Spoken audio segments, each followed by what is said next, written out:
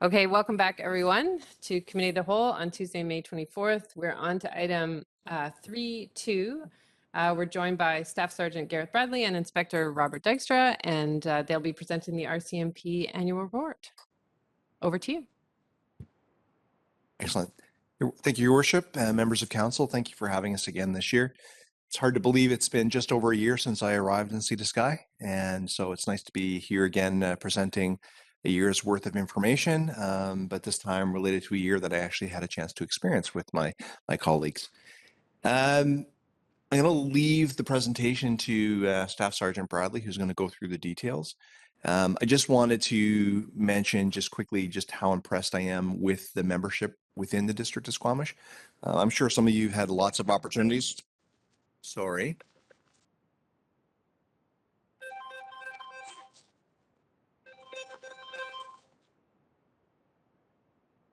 No, thank you. I said no.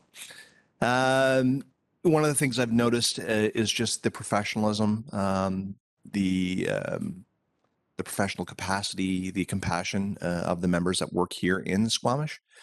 If anybody's ever had a chance to work with or deal with the members that are actually in this particular detachment, they work hard, they are kind and compassionate within the community, and they do their best at all times.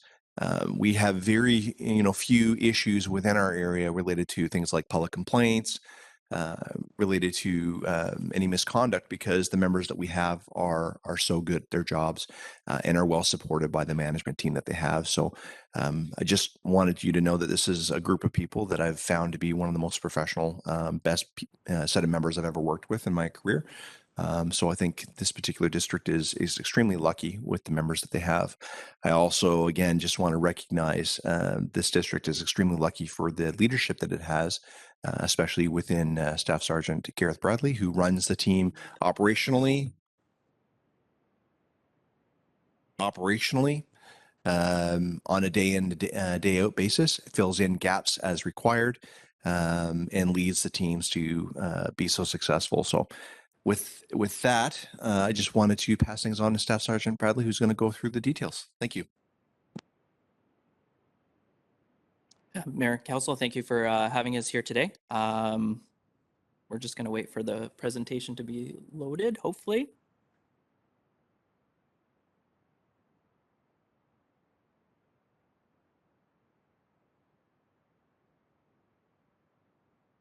There we go.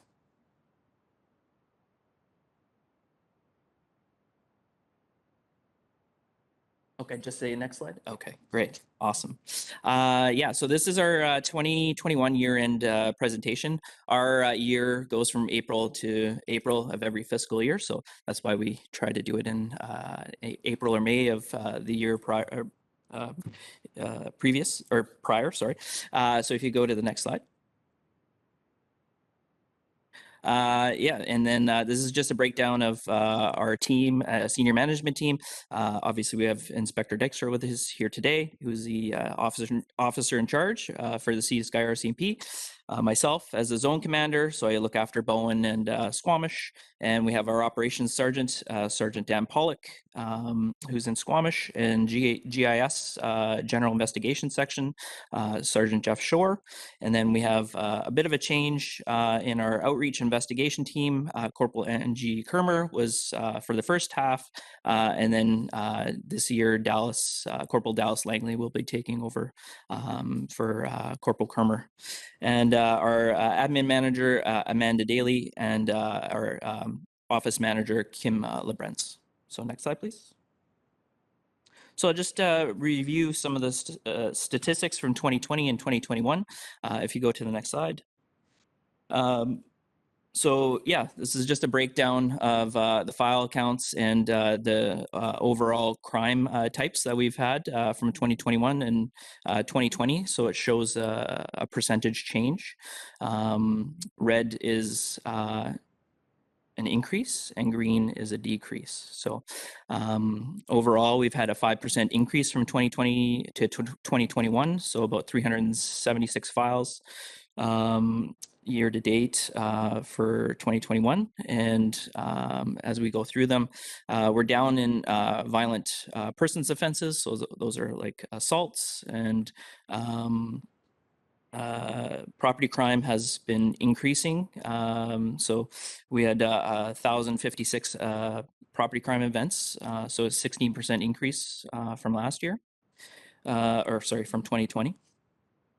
And our traffic offenses seem to be down last year. That stat's a little bit off a bit because our severity of traffic offenses actually was quite high. I think last year we had a number of, which I'll talk about in the road safety portion of it, number of serious road closures and fatalities last year as well. CDSA is down. A lot of that is due to changes in obviously the marijuana laws and liquor cannabis acts provincially. And our GIS team, who normally run those drug projects, have been tied up on the gondola investigation. As we go through, federal statutes are up. I mean, those are small numbers. So overall, generally our trends are trending higher. Next slide, please. So I'll just go through some of these graphs and charts. We'll talk about the numbers in greater detail later on. So these are rates per 1,000 population. This is how we group our statistics. So that green line, as you can see, represents all of the LMD on average.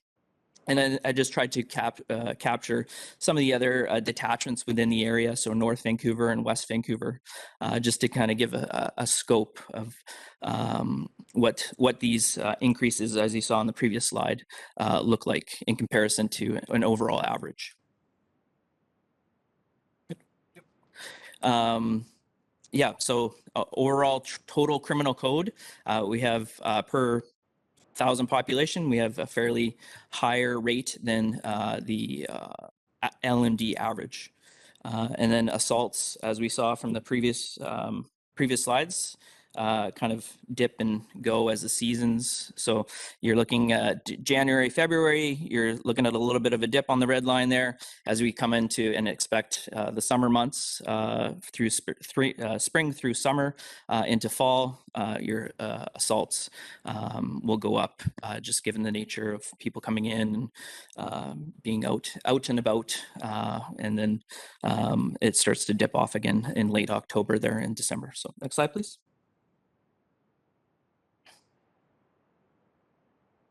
Person's violent crime also remains steady, similar trend to the assaults. And then property crime, we had a spike in early 2021 and a sharp decrease through some prolific offender management policies that we did in the detachment to try to curb some of the catalytic converter thefts and theft from vehicles, things like that. So sharp decrease at the end of starting in June to the end of the year, dropped off dramatically. Next slide, please. And then again, our traffic offenses, a little bit up and down depending on the times of year. Like I said, we had some serious road closures last year involving impaired driving.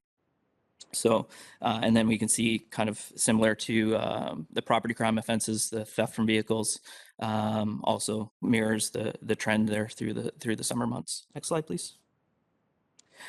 This slide is representative of the mental health calls. I know that's an important topic for council and for us. So we like to kind of try to understand like a breakdown of these files.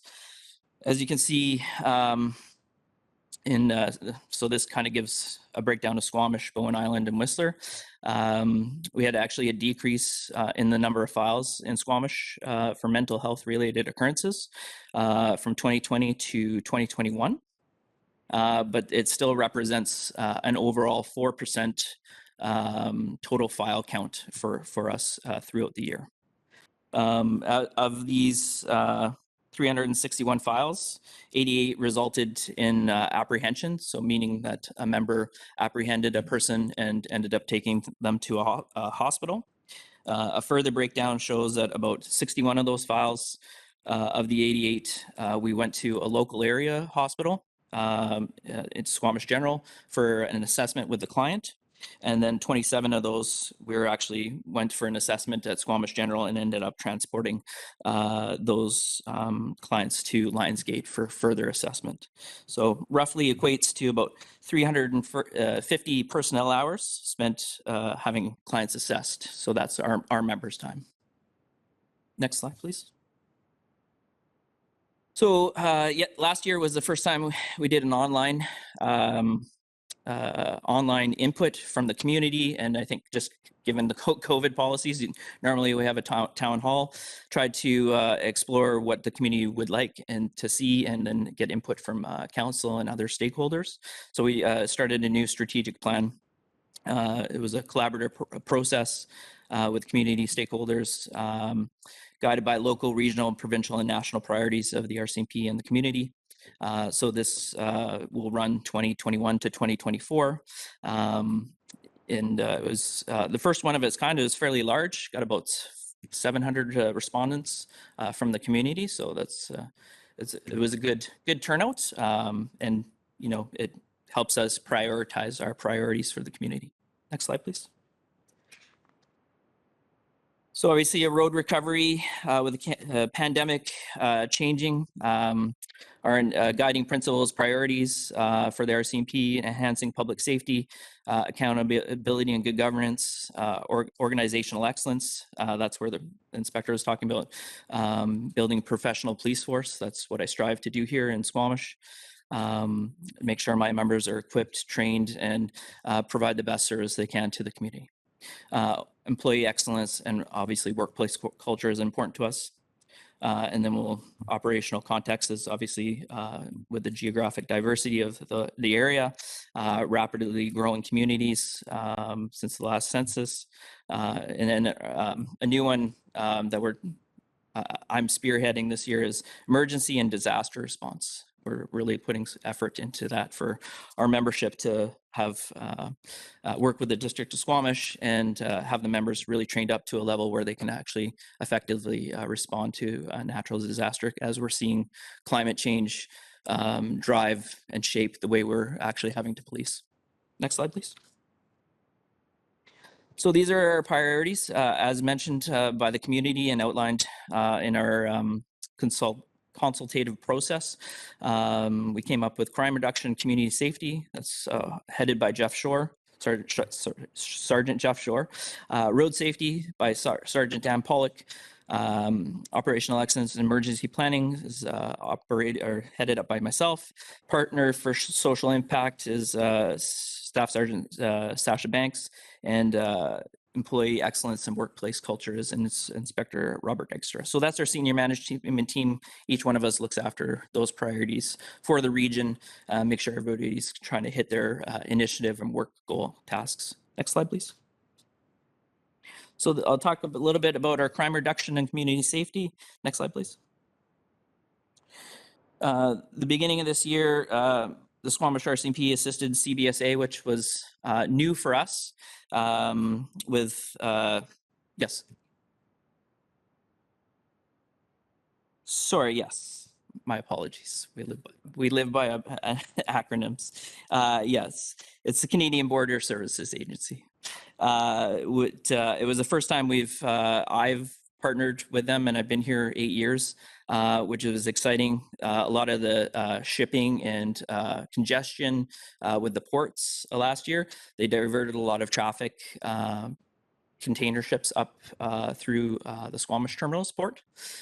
So that was new for everybody. So we actually partnered with Canadian Border Services to do container ship inspections with them. So our members were able to go out and learn about Canadian Shipping Act, and then search ships for contraband and making sure their protocols were all in place. So that was pretty cool experience to have, and good experience for our members.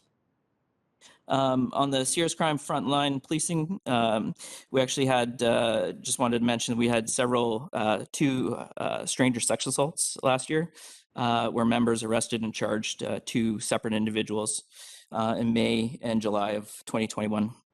One individual was arrested for grabbing and sexually assaulting a survivor of that assault, and the other male was accused and waiting, actually going to court here shortly, of assaulting three separate individuals. The serious crime team also was working on the gondola investigations, which has taken up a lot of their time in that time frame as well. The serious crime team, headed up by Jeff Shore, was starting to investigate 8 child pornography investigations last year, which these investigations are very labor intensive, in involving hundreds of hours of personnel time to each file. Because they're very technical, there's lots of expertise coming from EDIV, and lots of time writing warrants and making sure the files tended to properly here, and investigational standards are being met. There's several individuals charged last year, and then our investigators spent hours of their time categorizing the horrific images that they're seeing needed for the court disclosure. So this, we recognize that is having a direct impact on our members' emotional and mental well-being. So we put some wellness checks in place to help identify some of the trauma that might exist within the team. We also had some training for our frontline this year. In 2021, it involved weekly sessions on sexual assault investigations, best practices. So we have some subject matter experts within the detachment that are able to help raise our level of general duty knowledge to the members. We also had the SANE nurse examiner program come in and talk to us, and then provide guidance surrounding survivor statements. Frontline members are also able to complete trauma-informed practice courses, which was created by the Department of Justice and the province of British Columbia. Next slide, please. Yes, this might seem familiar to everybody. This is what a typical long weekend. Actually, the last long weekend was this May last was really great. Lots of families out. But in 2021, lots of rave events, lots of music events were happening out unsanctioned in the backcountry. So Squamish RCMP partnered with the Natural Resource Office. Several tickets were issued under the Land Act. Generators and drugs were seized over the summer months from last year. So this is a very common event throughout the year, last year. May 2021, we saw about 5,300 vehicle trips into the Squamish Valley alone. So at about 2 people per vehicle, give or take. It's quite a few up in the backcountry. And we're ongoing training is happening into this year to better manage these public order events. The scope of the events are hard to predict, and sometimes they're unannounced and they pop up. There's a few anti-mask rallies last year, which draws our member resources off the road from attending calls because we have to deal with public safety traffic management plans, and we can't plan for these pop-up events. But when we do know of an event, we try to work with the organizers to provide a safe event that's going to be not disruptive to the citizens of Squamish. Next slide, please. This is our youth event for the community portion of that. We've been working really closely with the new Foundry Youth Center, which we're excited for the opening in July. That's going to open up a lot of opportunities for the youth. And then Squamish, if new members, integrated First Nations unit. and local members partnered with the youth center to assist in a paddle carving workshop. The goal of this was for members to go experience that, help the kids carve their paddles and provide guidance. And then we took the canoe actually up, as you can see in the picture there, on September 30th for the first Truth and Reconciliation National holiday there, which was well attended. Squamish RCMP members did a number of restorative justice healing circles with the school district. And talking about the road to recovery, we actually were able to get into the classrooms this year, which is super exciting. I know for myself, talking to Law 12 classes, and as you can see in the middle picture there, Piston, our new PDS dog in training, was able to come in, and the kids were very attentive, as you can see. So yeah, it was nice to start doing some community events again. So very excited. Next slide, please. Sorry, next slide. And so, yeah, road safety is obviously one of our pillars, and BC Highway Patrol Integrated Road Safety and Prohibited Driving units spent several days targeting different driving behaviors. They do this bi-monthly, so you'll see different vehicles on the roadway and the highway. 2021 saw a higher than normal serious collisions on the Squamish Highway, left people with life-changing injuries. There was a couple of fatalities as well. A lot of these involved a number of drug and alcohol impaired investigations, which were very different for us because they required blood warrants to be drawn up by our frontline members. So when a person's seriously injured and they can't come back to the police station, they have to go to the hospital. We have to adapt our investigation to meet the needs of that file, which required some training for some of our newer members. So we focused, because we had about 4 or 5 in a row, we tailored our training approaches to cover off blood warrants for all of our members. So they're very familiar with that now. Next slide, please. Yeah, and then we had our back to school talk with children and bike road safety. Constable Gary Sidhu went to the schools and participated with each school on their bike rodeos. And then we had our traffic enforcement campaigns for September and spring break. Next slide, please. So this is our newer pillar. For emergency management. Squamish SAR and Squamish RCMP had over 151 calls in the backcountry in 2021, which was the largest on record. And we had in the early part of the year, we had another wildfire event. So I think that's several in the last several years. Fortunately, this one was kind of contained to Forest Service Road, but still puts everybody a little bit on edge when you see the size of these fires. We also had the atmospheric river flooding in November affected the Upper Squamish Valley. And then we were also partnering with, sorry, next slide. My apologies. There we go. Partnered most recently with Squamish Fire and Rescue to evacuate a building, and that was the old Wigan Pier there. So we're providing service for those folks to fight the fire and make sure their scene was safe, and also conduct a joint investigation with Squamish Fire for the cause. I'd like to also highlight 2 other major police incidents that some people might be aware of that involved Lower Mainland ERT last year, where entire neighborhoods had to be locked down to ensure public safety. First was where a male was reportedly pointing a firearm at children. So we had to do our due diligence and lock down the neighborhood to make sure that scene was safe and everybody was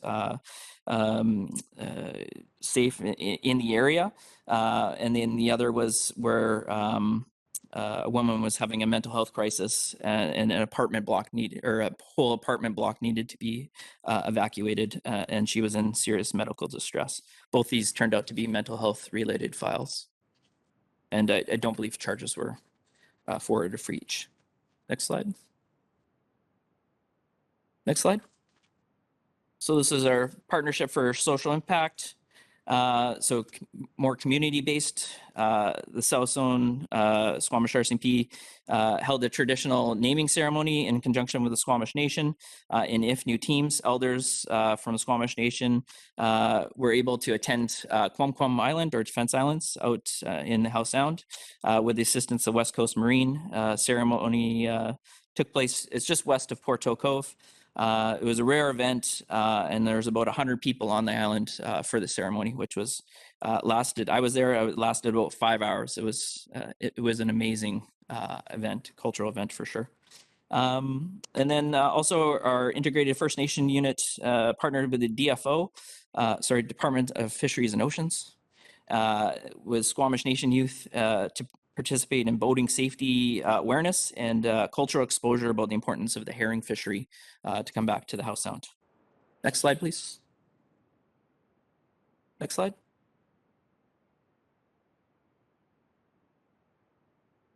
Sorry, am I seeing that? Yes. And then our last pillar is Development Awards and Recognition Committee. We also had a member put together a 20-year anniversary for Constable Weil Audi's fatal collision. It was really well attended from many of his troopmates. And we continue on with that annual scholarship in his name, which I'll be attending Howe Sound tonight to present. And then we have planning underway for a regimental ball later in the fall. And we're still working through our first collective agreement last year was negotiated. So just educating members on that. And then, we're continuing on doing our wellness checks, making sure everybody's healthy and physically fit. We have a lot of people that like to run long distances, not myself included, but that's okay. I'm getting there. And we started a weekly newsletter internally to increase communications. And the last slide, please. So it's never a dull day in policing. We do get animal calls from time to time. This is a little grizzly bear that was, well, not little, but in around the shady tree last year. And this is actually a pig in a blanket. We had a report of a pig in June of last year, 2021, running down the highway by Lions Bay. Several people stopped to corral it, and then we ended up getting there to assist.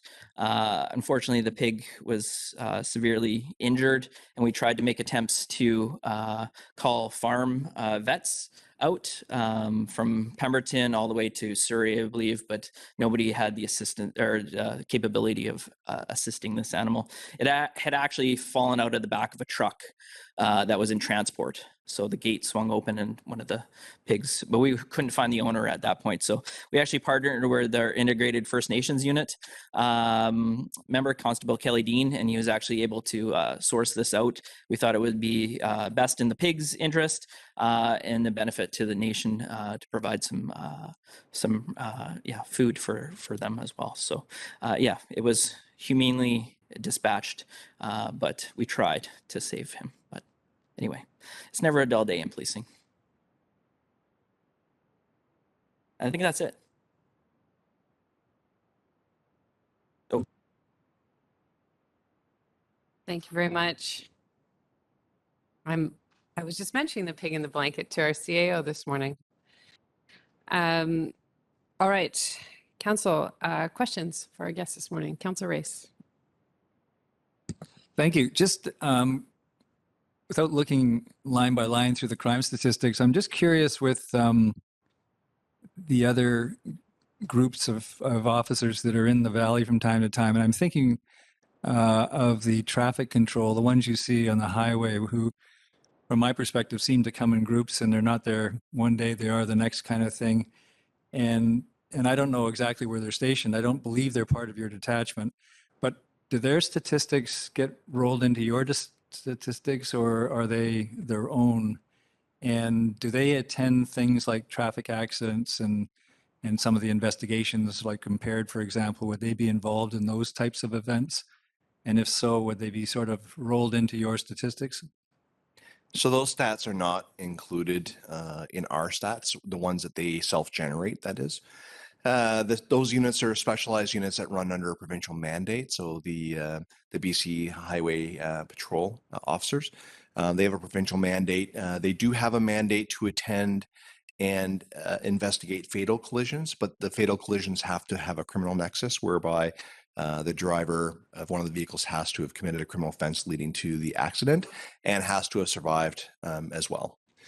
In a lot of cases that we found, unfortunately, the person who is responsible for the accident tends to be deceased as well, because the accidents on Sea to Sky Highway can be quite horrendous. And so they don't tend to come out and take control of those files. So our local RCMP officers have to assume those. They do attend to do different types of blitzes. They get some of their provincial funding through ICBC, so they'll do a fair number of distracted driving and other types of blitzes up and down the Sea to Sky. And we do have some members from the BC Highway Patrol that are located or co-located in our office, but they run on their provincial mandate, and it depends on what it is that they're doing provincially. So they may or may not be in the area at any given time. So any of their self-generated stats, if they're out getting tickets and doing those kinds of activities, they're not captured in our material. If there's an accident that they tend to assist, then it's our file anyway, so it's captured in our materials. I have Councillor Herford and then Councillor Pettengill. Thank you. On a similar theme, I was curious around the source of those statistics and just understanding that. So that was one piece, and some of them, like say the traffic piece, just to sort of start there. I would assume that was tickets issued or something like that, which is fairly understandable. The other ones I'm curious, is it calls for service? Is it charges laid? Because there's a difference maybe in the public perception of what's happening and how it's being scored. And part of that also is the physical space. So there's a lot of talk about the action in the Squamish, the activity in the Squamish Valley, and how your area of responsibility is different than our direct area of responsibility. So I'm just curious how those things are broken up, or if they are. Good question. Stats are an interesting beast, to say the least. Later on today, we'll be having a bit of a conversation related to some of the stats, and we've tried to consolidate those into a single way of looking at things. Calls for service are one way of looking at things. Calls for service are best to be looked at as an entire workload. That's the total number of files that are generated in any given year that are related to calls in or self-generated work by the members, and that represents the entire amount of material. That's different necessarily, although it's contained within it, than criminal code stats, or criminal offense stats. Criminal offense stats are where you actually have a complaint related to a criminal activity and then it becomes investigated. They are included in the calls for service. So when you look at just criminal stats, as an example, they'll be a lot less than your total calls for service, because calls for service can include things like cat up a tree, someone threw some garbage out the window, someone's on my lawn and I don't want them here any longer. So calls for services, everything criminal is related to criminal activity, whether it's founded or not. In terms of the traffic stats themselves, it includes everything. It includes calls for service that are related to traffic matters. So complaints of erratic driving, speeding, someone rolled through a stop sign, self-generated stats where members will stop a vehicle and give a ticket. They'll do impaired. I think some of the impaired stats are also included in there because they're traffic related criminal offenses. So they're included in there as well.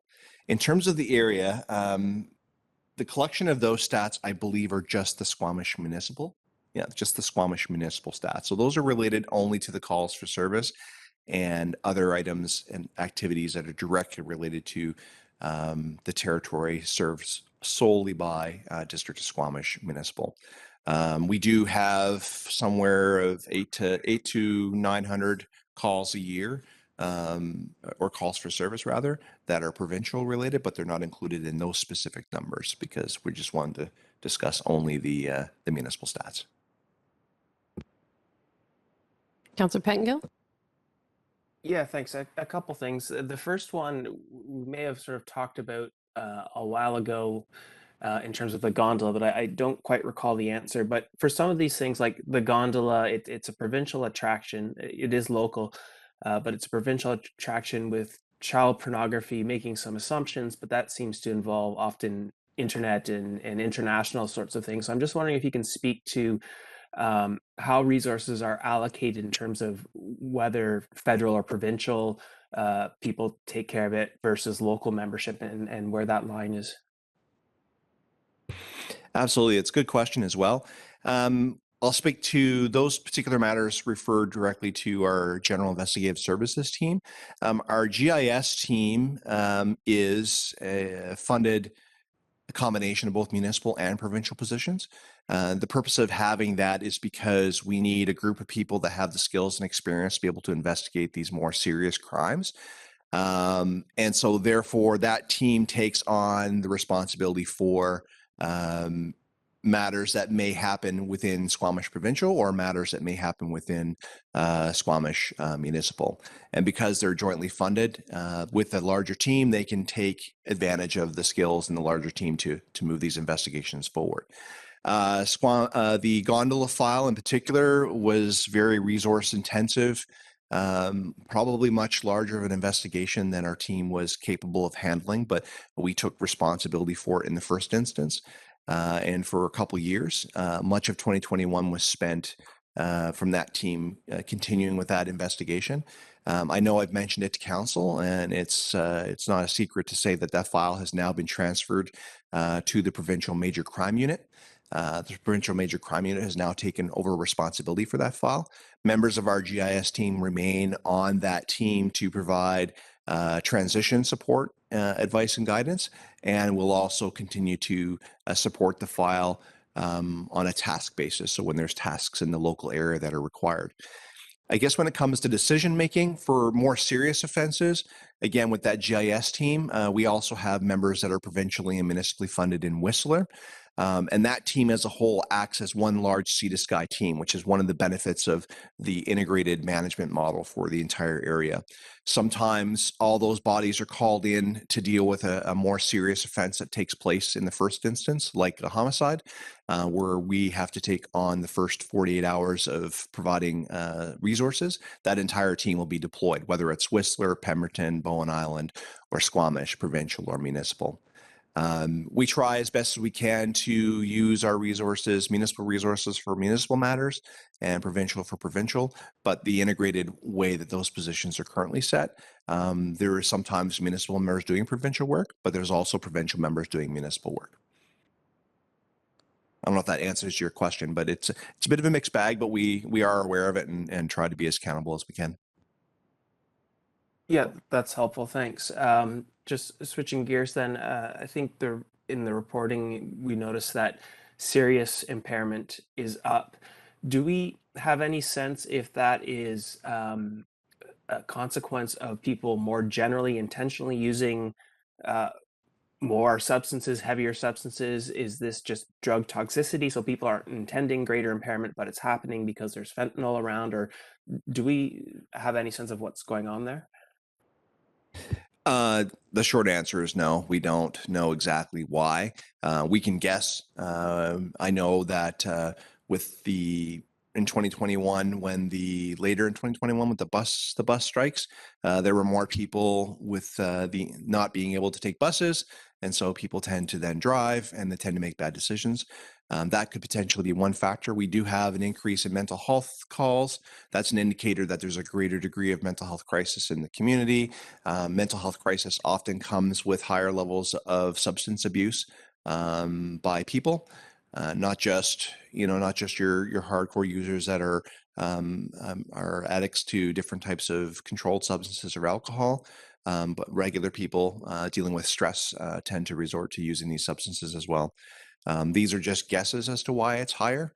I would say that the stresses of the pandemic have probably had a large impact on people's mental health. There is information across Canada collected by StatsCan that talk about a larger percentage of the population describing themselves and not as well off mentally as they were in the past. So I would suggest these are probably all indicators or leaders to reasons why we're seeing increases. Another thing too sometimes is just simply proactive patrols when our members aren't as busy on calls for service. When we do have nights, they'll be out trying to locate. We sometimes get lucky and locate more people. And in locating more people, we often generate more stats that way. So that's another factor. Okay, thank you. Councillor French? Thanks, Mayor. I really believe that small things often make a big difference, and your colorful name tags have caught my eye. And in the presentation, there was what looked to be a name tag that was in rainbow lettering. Maybe you could just take a second to tell us a little bit about that. Yeah, absolutely. Our members across the board want to be as supportive as we possibly can related to various issues across Canada. We do have rules and regulations around what kinds of things we can put on our uniforms. And recently there's been more strict rules about what types of things we can put on our uniforms to display our support for different initiatives or issues that are happening in Canada. So a decision was made last year based on some conversation. I know that Staff Sergeant Bradley and Staff Sergeant Banks were interested in this. We ended up saying the best way that we could do it in a way to support these various things was to get name tags done. So the orange name tag obviously is for Every Child Matters, and we use the orange name tag in support of various First Nations issues, especially with respect to what's been going on with the children being found in the residential schools. And so I'm wearing this one today because of the 1-year anniversary from yesterday related to the Kamloops School. We have Pride Month and Pride Days. So the rainbow name tag is meant for members who want to demonstrate support for those initiatives. Pink is for anti-bullying, the anti-bullying. So instead of wearing a pink shirt, now we can wear a pink name tag. Members can still wear a pink shirt if they want to, but if they want to wear the pink name tag instead, it's an easy, quick way of doing that. I think that's what we have, just the 3, and then our regular blue name tags. So just ways of demonstrating our support and compassion for these various things. We know when you compare us to West Van and North Shore that we have spikes around seasonal tourism. And so I'm curious whether we do more enforcement during those seasonal spikes, which captures more people, or whether that's purely population driven and we're doing the same level of enforcement through our seasonal high season. Thank you for that question. I believe it's definitely a combination of both. With the seasonal spikes, with larger numbers of people coming into a particular area at any given time, you're going to see increased calls for service. I would say that a majority of those increases around seasonal aren't necessarily always in the provincial areas, although some of those calls are in that area. Coming through Squamish, staying in Squamish overnight, staying in Squamish for multiple nights, more people on vacation, drinking, doing things means more types of calls for service. Also, more people in a particular area become targets for our local car thief people. We did have one prolific offender who went and got caught this year, so we did see a bit of a decrease in some of our stats there. But I would say it's a combination of both. We also have a seasonal policing budget. We understand that it's not sufficient to actually meet the entire demand, but we do use that budget to bring in people on overtime during key weekends. So I know we tried to bring in some people on this past long weekend to support our local members to deal with that higher level demand. We did the same thing in Whistler, and we'll do that for the July long weekend and other major weekends. So it's a bit of both. Can you say a bit more about the state of our seasonal policing budget in the corridor? It remains unchanged. It hasn't increased. I know that there's been a fair amount of advocacy on your part with the province. I've been raising the issue up through the Lower Mainland as well. It's a decision that has to get made by the province because it's provincial funding which has been allocated. Whether it's the right time to have a broader conversation within the province about seasonal policing. I know that they're having conversations about seasonal dollars being available related to fire seasons and such, just because of the destruction that we've been seeing with respect to climate change and fires and floods over the last few years. It's probably a good time to have a conversation with seasonal policing as well. I know the matter is being brought forward and people are aware of it. The decision making, unfortunately, rests with the different groups. So we have to just continue to make our case and present our statistics, which I think we've got a good handle on a number of our stats for the last couple of years now. That's going to be formulated into a document which will be forwarded. When we have these seasonal spikes, can you tell from your data whether the offenders are locally based or visitors? So when we see an increase in assaults, is it because a visitor was the perpetrator or a local member? Can we track that through our data? We could. It's not something that's easily tracked. It would have to be a manual calculation or a manual analysis. So the BC Prime, the police occurrence management system used here in the province, when we enter in people entities into each file, where we're able to obtain an address, so whether their home address is local or whether their home address is from outside, their actual address, phone number, stuff will be captured in the system, and their status, whether they're a subject of complaint or whether they're a complainant or whether they're a witness, all that information is captured. It'd be a matter of going through a period of time, all the different file numbers that we have during that period. So during, say, a long weekend like we just had, and having an analyst go through each individual file and extract our SOCs or our charged people and just find out where they live and then do a manual assessment of that. One of the things that would be helpful in our advocacy is to have those kinds of pieces of data about, what visitors are driving in terms of our workload. Would be nice to have an analyst. And my last question is, you mentioned work towards, and I think this is being led by Sasha Banks around a different response to mental health. And I wonder if you could just expand on sort of what the thinking is in the corridor now around where we go in terms of mental health response. And of course, the review of the Police Act demonstrated that there needs to be a better and different response to mental health and wellness checks. So I'm wondering if you could just talk about where we're at in the thinking in the corridor. Absolutely.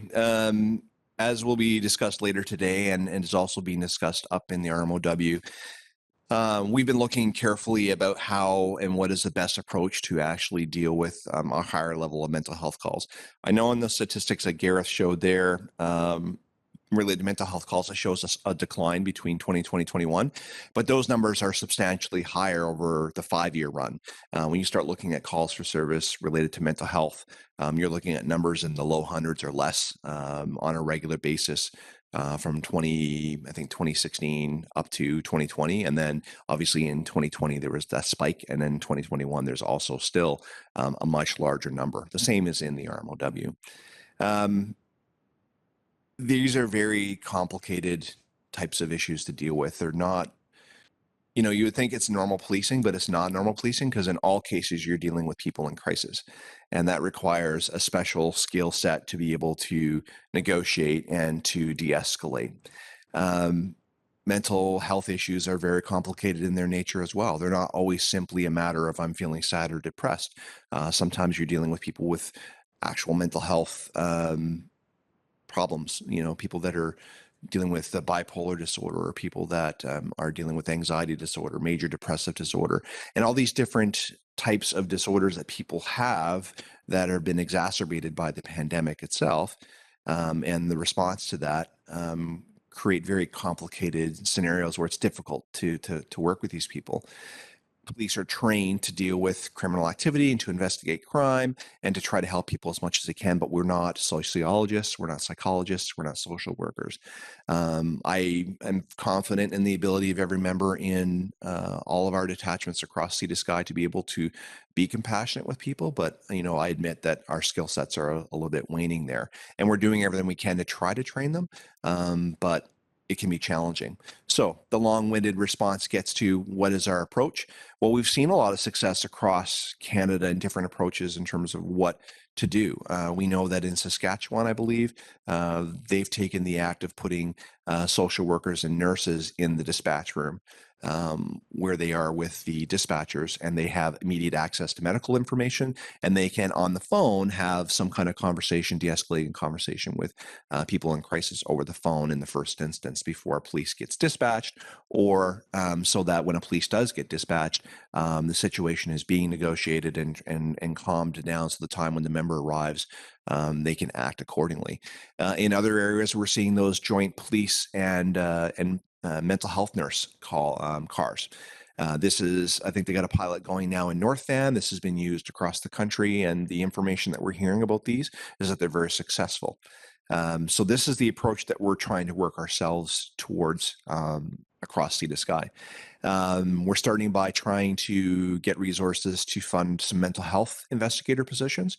These mental health investigator positions will be design or specifically will be specifically assigned related to mental health calls. They'll get specific training related to it, but the intention is for those positions to collaborate with our local agencies, so our mental health workers, social workers, nurses, and such, to try and establish what we want to call a Car 99 because of the Sea to Sky Highway, a Car 99 program, where if we did have a mental health call, that would be attended, if it's a serious one, by the mental health worker and our mental health investigator. The other piece to that is, in addition to not just the first response, but it's also the follow-up response.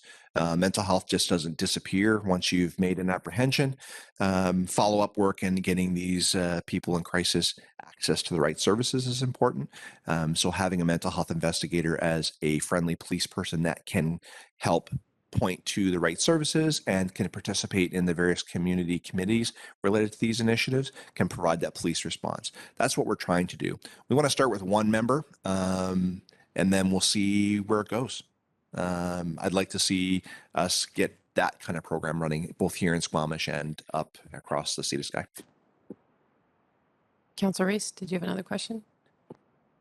Thank you. And it was just a follow-up to the mayor's questions with respect to the impact of increase in visitors over the year, seasonal visitors. And so two aspects to it. One is I believe I read that the RCMP are now participating to some extent in some of the search and rescue calls. And if you could speak to your involvement in that. And the second is the amount of activity, if you like, on the marine front, and how you deal with that. It's of interest, I think, to this council because, as you probably know, we've been advocating both for this council and the regional district with the province to try to increase some of the facilities and support the facilities. They do a great job of advertising and getting people here, and then we're left kind of picking up the pieces. And so it's kind of a broad approach, but this is certainly now a part of it. And if you could speak to that, thank you. Yes, related to search and rescue, I mean, obviously our members, we're not going to necessarily send them out to do the search and rescue calls themselves. We have the search and rescue group and a number of other trained, specialized individuals that are able to do that work. In cases where it is a criminal matter or in cases where it's a police-initiated call, our members need to be, at least in the first instance, trained enough that we can do some of the basic work on our own. So if we have someone lost in the woods and it's somewhere close by, our members can assist and be engaged in that.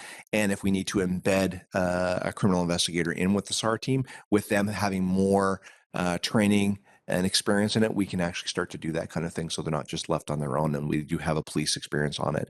In terms of how engaged are we right now, we engage ourselves by being the leaders related, or in a lot of cases at least a member of the critical incident command team related to these incidents when we have people being lost in the woods or lost in the mountains.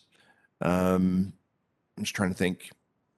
Yeah, to answer your question, we want to make sure that our members have the training, skills, and equipment to be able to police in the area in which they provide policing services. And we happen to be in an area where there's a lot of mountains and a lot of woods and a lot of remote areas. And so we want our members basically be able to be best able to support whatever groups are out there doing the work that they do related to search and rescue. I'm not sure if that answers the question related to that part. Well, it does partly. I was concerned about just the level of activity and whether it's increasing, and also on the marine front.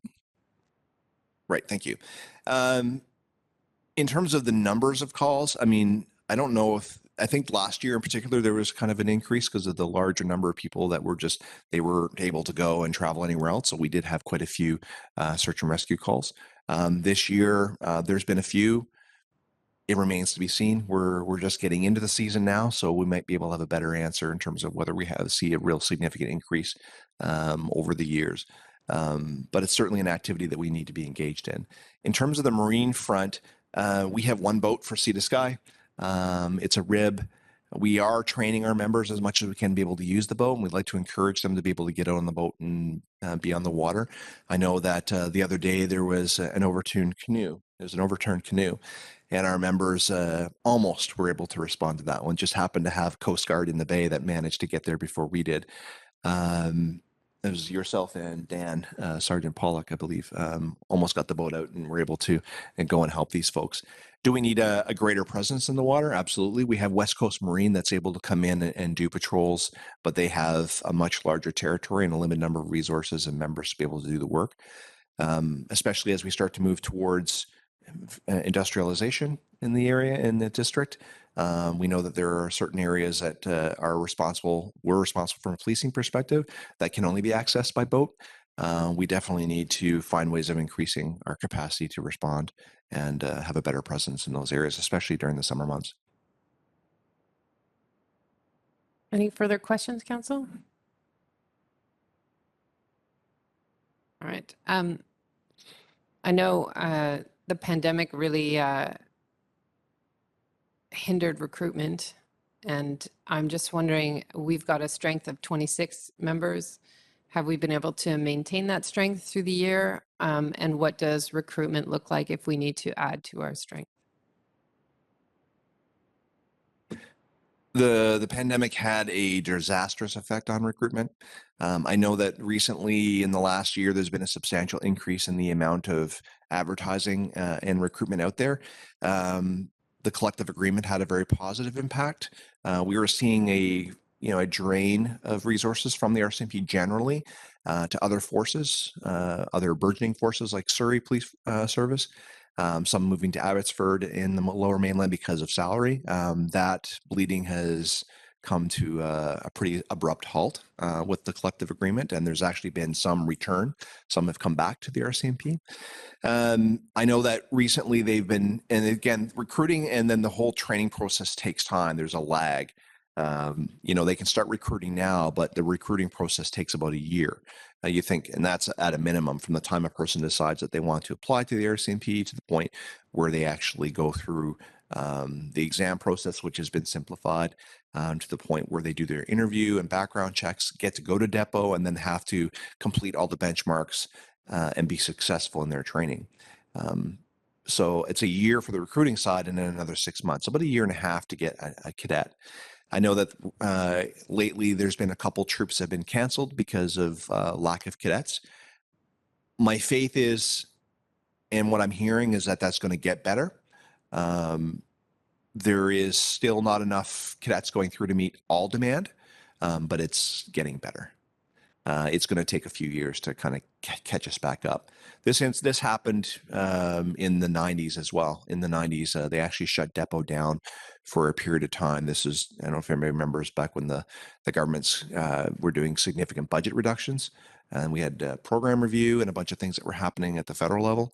RCMP was affected by that as well. We shut down depot, and it took 2 or 3 years to kind of begin to recover from that. So there's going to be a bit of a recovery period here as well. All right. Seeing no other questions. Sorry, I should answer the second part of your question Yeah. as well. I forgot about that. In relation to whether we've been able to maintain our numbers, for the most part, we have. We have 26 bodies. We were pretty good this year in the sense that we had enough people to fill our spots. But we also still have a number of people that are on long-term sick leave. That affects our utilization number.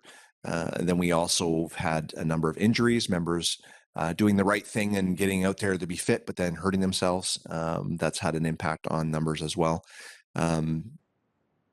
I would say that our utilization for last year, if we had 26 full members, we were much less than that, probably 20 would be our utilization. That accounts for sick leave, early absences in 2021, some vacancies and such. We're never going to have a full utilization just due to transfer. If we had a full utilization, that meant that everybody was completely healthy.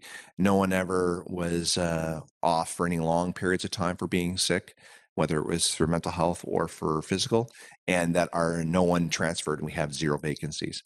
That's what we want to try to strive for.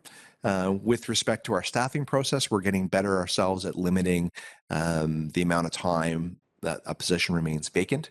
We're working to try and identify our people in advance and get them here as close to when the other person leaves, or even a bit of overlap. I would rather spend a little bit more budget to have that overlap than to leave a vacancy for an extended period of time because of the amount of workload and pressure it causes on the other members of the team. But we're getting better. Our members are slowly getting healthier, and we have some plans in place to try to increase utilization this year. Finally, I know the RCMP participated in some of our neighborhood planning discussions, but our cost of living and our housing affordability are issues. And how does that affect RCMP recruitment, especially of new cadets into the corridor or transfers of people here? So yeah, maybe could you speak to how that is impacting our efforts to find some new folks? We're starting to see it more here in the Sea to Sky area, that where it used to be an issue more in the Lower Mainland. And now we're seeing it obviously across the country. Different parts of the country are less expensive to live in. BC just happens to be one of the most expensive places in the country to live, and Squamish and Whistler and Lower Mainland are tops across the country. In terms of impact, I know I can talk from the Whistler side of things because that's where most of our transfers have been lately. It's become more substantial. Members are asking for forced housing when forced housing isn't necessarily available. We know that we do have some forced housing up in Whistler due to the limited duration post of that particular posting for provincial members, but there's not enough housing to go around. In Squamish, we haven't had any transfers in the last year, so we haven't been able to hear of any people declining to come due to cost of living. But if it's anything like I'm seeing in places like Whistler, places like Pemberton, or what I've been hearing in other areas of the country, it's going to be a factor. Cost of living is going to be huge. The pay increase was definitely a significant plus for the membership. That helps with affordability. There are a lot of members that are in Sea to Sky that just want to stay in Sea to Sky. So you have members that live in Squamish that work in Whistler that when they're done their term there would be happy to come back to Squamish and work in Squamish. So there's a nice synergy there. It's going to be a factor. Are we going to get to the point where we have to start looking at some kind of subsidy or some kind of rate or an allowance for members to be able to afford housing? I think that's probably going to be something that the union will have to kind of look at over time. I mean, we see in the newspaper, I think was it just today or yesterday, we were talking about in Comox, the senior officer of that base telling members of the Air Force there that Habitat for Humanity was an option for them to consider in relation to housing. Military members don't make a lot of money. They serve and they don't make a lot of money. So the housing crisis is having a huge impact on them as well. I would expect that it's going to have impacts for many years. The only thing that would really drastically change it would for prices of houses to drop substantially or wages to go up substantially to be able to meet with the demand. Does the federal government provide any forced housing, or is that left up to each detachment to figure out? So there's two different types of housing that are forced housing. You have forced housing, which is built and provided for by the RCMP.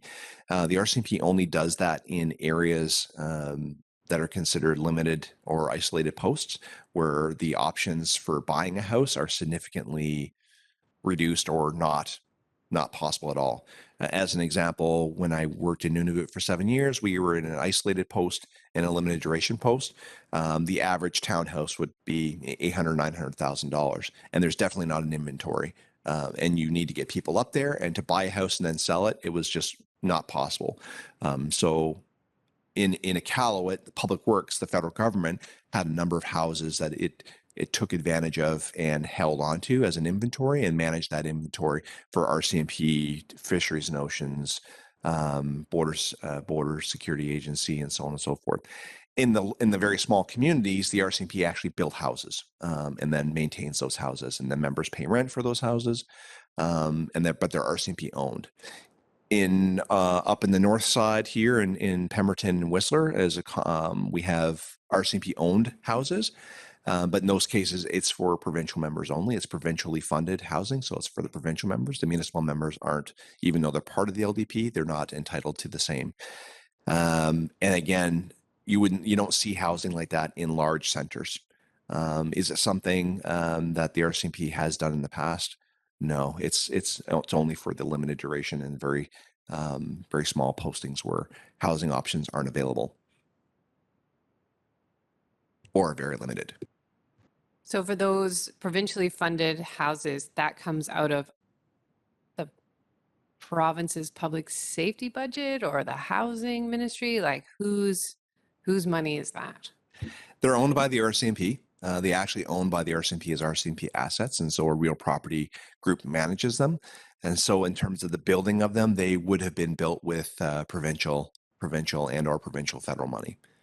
Whether it was at the 70-30 or whether it was 100% provincial, I don't know. I'd have to go back. Those houses have been there for quite some time, but they are funded by them. And then the ongoing maintenance of them is part of the inventory of real property assets that the RCMP in the province of British Columbia owns.